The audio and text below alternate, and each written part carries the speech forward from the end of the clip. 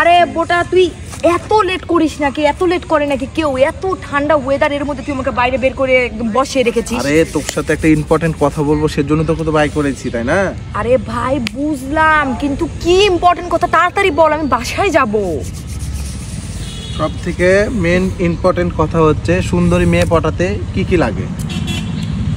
তুই যেহেতু সুন্দর সেজন্য তোকে প্রশ্নটা করলাম। আচ্ছা শোন, বল। সুন্দরী মেয়ে পটাতে গেলে মামা বেশ কিছু ক্রাইটেরিয়া লাগবে, বুঝতে পেরেছিস? এগুলো ছাড়া কোনোদিন কোনো সুন্দরী মেয়ে পড়বে না। ফার্স্ট অফ অল হচ্ছে সুন্দরী মেয়ে পটাতে গেলে টাকা পয়সা থাকতে হবে, ভালো ছেলে হতে হবে, তোর মনে কর যে গাড়ি থাকতে হবে, বাড়ি থাকতে হবে, আইফোন থাকতে হবে, টাকা থাকতে হবে, তোর ডিএসএলআর থাকতে হবে, শিক্ষিত হতে হবে, সরকারি চাকরি দিতে হবে। আর মেয়ে তোর দামি দামি গহনাগাটি চাইলে, যেমন তোর 22 ক্যারেট চেন, ডায়মন্ডের রিং, ডায়মন্ডের তোর মনে কর নেকলেস, এগুলো লাগবে। তোকে বড় বড় রেস্টুরেন্টে খাইতে চাইবে, তুই মনে কর পাট শার্ট নিয়ে আগে বিল টিল দিয়ে দিবি। এগুলো না করলে মামা তোর সুন্দরী মেয়ে তুই পটাতে পারবি না। আমি মামা সুন্দরী মেয়ে পটাচ্ছি না, আমি সিঙ্গেল আছি, খুব ভালো আছি, থাক, বাই।